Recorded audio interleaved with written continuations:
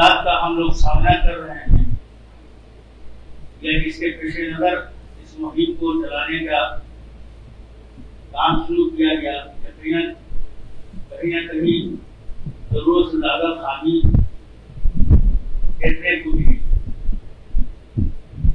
اس کی وجہ یہ ہے کہ ہمیں جو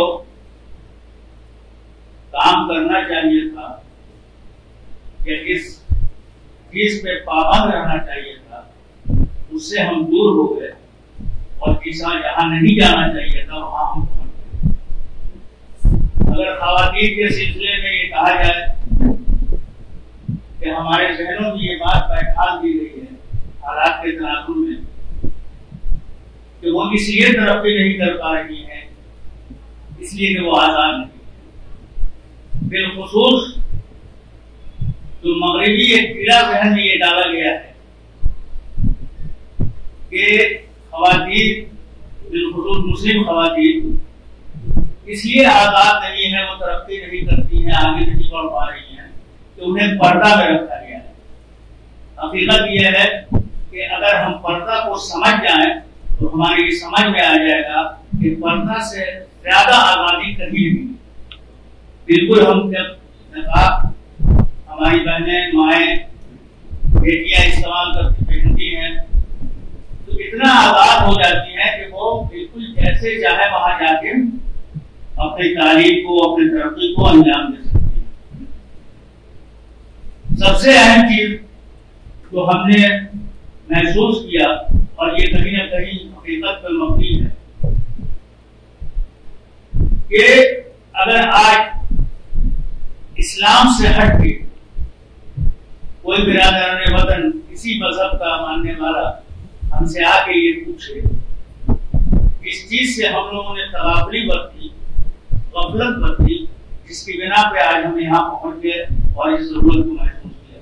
اگر ہم سے کوئی آ کے پوچھے کہ ہمیں کوئی ایک ایسی کتاب بتائیے جسے ہم پڑھ کے یہ سمجھ سکیں کہ اسلام کیا ہے، تو ظاہر سی بات ہے کون ایسی کتاب ہم دے سکتے ہیں؟ اتنے حصوں میں ہم پڑھ چکے ہیں خام کا کہ اگر شیعہ کی کتاب دیا جائے تو کہا جائے گا کہ دیوبندی کی چاہیے، دیوبندی کی دیا جائے کہا جائے گا بریلوی کی۔ مثلاً جتنے فرقے آپ سوچ سکتے ہیں، تزیہ اوقات سے بچنا بھی ہے، تو پھر وہ کون سی ایسی کتاب ہے جسے ہم معین کریں جو ہر فرقے کی، یعنی مسلمانوں کی ایک کتاب ہو جس سے اسلام قبول کیا جائے گا، اسلام کو سمجھا جائے کہ یہ مذہب کون ہے؟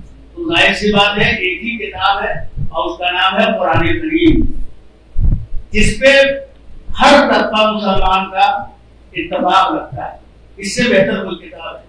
لیکن سوال یہ ہے کہ اگر وہ یہ پوچھ کے یہ بتائیے کہ جو کتاب ہمیں پڑھنے کو دے رہے ہیں آپ خود پڑھ کے آئے ہیں، آپ نے خود پڑھ کے اسلام کو سمجھا ہے، تو ہم میں سے کتنے ایسے ہوں گے جو یہ کہیں گے کہ ہم نے اسلام کو جو سمجھا ہے وہ اس قرآن کی تلاوت کرنے کے بعد، پڑھنے کے بعد۔ کہیں نہ کہیں اس بات کی حقیقت ہے، ضرورت اس بات کی ہے کہ ہم کسی بھی حال میں قرآن و احادیث کی تلاوت کرنا، اس کا پڑھنا، اس کو چھوڑے نہیں، اس لیے کہ اگر احادیث اور قرآن کی صحیح تلاوت کریں اور پڑھ کے اس کو سمجھنے کی کوشش کریں تو ہماری یہ سمجھ میں آ جائے گا کہ آزادی کسے کہتے ہیں اور غلامی کسے کہتے ہیں، اچھائی کسے کہتے ہیں اور برائی کسے کہتے ہیں، تاریکی کسے کہتے ہیں اور روشنی کسے کہتے ہیں۔ قرآن کریم ایک ایسی کتاب ہے کہ جس نے واضح طور پہ انسان کے پوری زندگی کا سب کچھ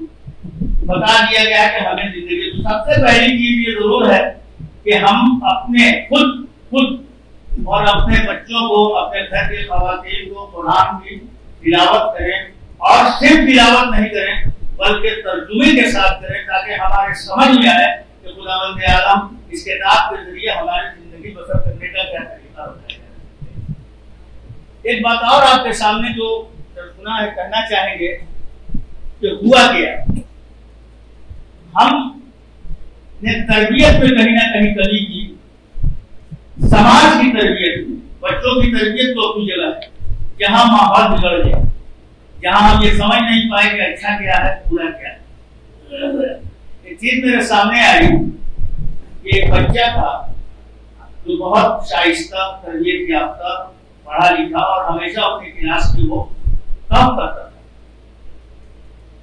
اس نے میٹرک کیا، اپنے اسکول میں ٹاپ کیا، انٹر کیا، اپنے اسکول میں ٹاپ کیا، لیکن جب وہ بی اے میں آیا، گریجویٹ کرنے لگا، تو وہ دوسرے بڑے کالج میں، جیسے ہوتا ہے کہ جو ٹاپ کا کالج ہوگا وہاں گیا. لیکن تعلیم عمارت سے نہیں ہوتی ہے، خوبصورت مدرس اور درس دینے والے سے اچھی تعلیم ہوتی ہے.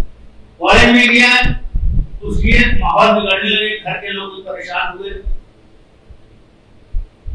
پہلے کے اساتذہ ناپاس ہوا کرتے تھے، اپنے بچوں کو جانتے ہیں، طالب علموں کو کہ ان کو ہم کو کیسے صحیح کرنا ہے. یہاں تک کہ جب رزلٹ کا پہلے ساتھ آیا تو ایک پیپر میں وہ فیل ہو گیا. اب وہ اتنا ڈپریشن میں چلا گیا کیونکہ ہمیشہ ٹاپ کرنے والا لڑکا آگے رہنے والا. آپ سوچیے، صرف یہ ٹاپ اسی عمر سمجھتی ہے. مذہب ملت، اس میں ہم نے کبھی سوچا کہ ہم سب سے آگے رہتے تھے یا سب سے پیچھے کیوں ہیں؟ کبھی اس کا محاسبہ کیا؟ اس لڑکے نے اس بات کو سوچا اور ڈپریشن میں چلا گیا، گھر سے نکلنا اس نے بند کر دیا. یہاں تک کہ یہ خبر اس کے استاد پرنسپل کو ملی کہ ہم اس نے میٹرک اور انٹرویو کیا تھا. انہوں نے اس کے باپ سے کہا کہ آج اسے شام میں میرے یہاں بھیجنا، اس کا کھانا رہے گا. پرنسپل کی دعوت کو سن کے وہ وہاں پہنچا. تو جب پہنچا تو پرنسپل پہلے سے کوئلہ جلا کر آگ تام رہے تھے. موسم آ بھی رہا ہے. جیسے ہی بچہ جا کر سلام کر کے وہاں بیٹھا اپنے پرنسپل صاحب کے سامنے یا استاد کے سامنے، تو انہوں نے اس اپنے کوئلہ جلایا تھا کس چیز میں، اس میں سے ایک کوئلہ نکال کے الگ رکھ دیا مٹی میں. 10 منٹ کے بعد وہ مٹی کی طرح ہو گیا، بجھ گیا، ختم ہو گیا، اس کا وجود ختم ہو گیا. پھر استاد نے کیا کیا، تھوڑی دیر کے بعد اسی کوئلے کو اٹھایا، پھر اس میں رکھ دیا. تو چند منٹ کے بعد پھر وہی لہکنے لگا. ویسے تو لڑکے نے یہ پوچھا کہ سر ہماری سمجھ میں نہیں آیا کہ آپ نے ابھی اس کوئلے کو اٹھانے کی اس کی ضرورت نہیں تھی، رکھ دیا تو، اور پھر اس کے بعد سے رکھ دیا. کہا یہ بتاؤ تم نے دیکھا کیا؟ کہا کہ سر ہم نے یہ دیکھا کہ جب یہ وہاں گیا تو مٹی کے ساتھ مٹی ہو گیا، اور پھر جب یہ اپنے دوستوں میں یعنی کوئلہ کے ہجوم میں آ گیا تو ویسے ہی کوئلہ کے چلنے لگا شروع کر. کہا کہ یہی بات تم سے ہم بتانا چاہتے ہیں کہ جب اپنے ماحول سے نکل کے دوسرے کے ماحول میں جاؤ گے تو خاک میں رہو گے، اور اپنے ماحول میں رہو گے تو جیسی زندگی گزار رہے ہو ویسے ہی گزارو گے. یہ بظاہر ایک کہانی کہہ لیجیے، لطیفہ کہہ لیجیے، لیکن اگر آج ہمیں اس مہم کی ضرورت پڑی ہے تو اس لیے کہ ہم اپنے ماحول سے نکل کے دوسروں کے ماحول میں جائیں. وہ تہذیب، وہ ثقافت، وہ ساری چیزیں جو ہمارے بزرگوں کی وراثت ہم نے تھی وہ چھوڑ دیا. تو اس لیے اور اس کے لیے سب سے بہتر چیز ہے وہ ہے اچھا اخلاق. اگر ہمارے اخلاق اچھے ہوں تو ہم غیر کو بھی اپنا کر لیں گے، اور اگر ہمارا اخلاق اچھا نہیں ہے تو ہم اپنوں کو بھی غیر بنا دیتے ہیں. اور یہ حاصل کرنے کے لیے ہمیں قرآن کی تعلیم لینا ہوگا، حدیث کی تعلیم لینا ہوگا، اور ضرورت اس بات کی ہے کہ ہمارے بچے، اس میں سب سے بڑا جو رول ہے یقیناً یہ ماننا پڑے گا کہ اس میں بہترین رول کوئی ادا کرتا چلا آ رہا ہے شروع سے اور آج بھی ہے، تو وہ ہماری خواتین ہیں. اس لیے کہ بچوں کا سب سے پہلا مقصد جو ہوتا ہے وہ ماں کا گھرانہ ہوتا ہے، وہیں سے بچے سیکھتے ہیں. اور الحمدللہ اس مہم میں جو ہم دیکھتے چلے آ رہے ہیں، ابھی چشم دید گواہ ہے، یہ مشاہدہ ہے کہ ہماری بہنیں، ہماری مائیں، ہماری بیٹیاں اس سے بہت بڑھ چڑھ کے حصہ لے رہی ہیں. اور انشاءاللہ ہمیں امید ہے کہ اس مہم میں جماعت اسلامی کو کامیابی ملے گی، اور اس کے ذریعے پورے قوم کو نہیں، غلط ہم نے یہ کہہ دیا، یہی تو قوم کو نہیں، ہم سمجھتے ہیں کہ یہ مہم پوری انسانیت کو انسان بنا کے دے گی، یہ ہمیں یقین ہے. حقیقت یہ ہے کہ اگر کوئی چیز ہے خواتین کے لیے وہ حیا ہے. مشہور واقعہ ہے کہ پیغمبر اسلام نے ایک مرتبہ ایک مسجد میں سوال کیا، یہ بتاؤ کہ عورت کے لیے سب سے بڑا زیور کیا ہے؟ مختلف 3 چیز زیور کیا ہے؟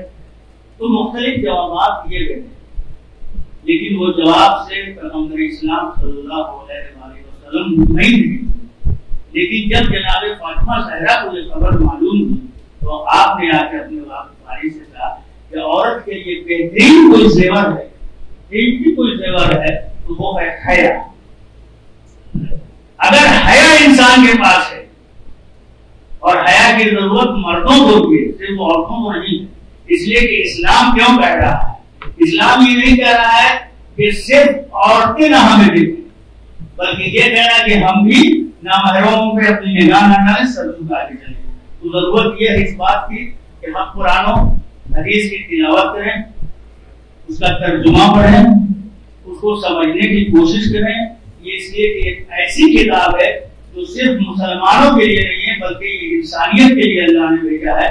اگر اس پہ ہم کامیاب ہو جائیں گے، قرآن و حدیث کے عادل ہو جائیں گے، تو ہمیں یقین تعمیر ہے کہ انسانیت اس کے بھی نہیں بلکہ انسان ترقی کرتا ہوا چلا جائے گا، اور انشاءاللہ تعالیٰ یہ مہم بھی تیار ہوگی۔ ہم مبارکباد دیتے ہیں سارے ارکان کو اور ذمہ دار کو،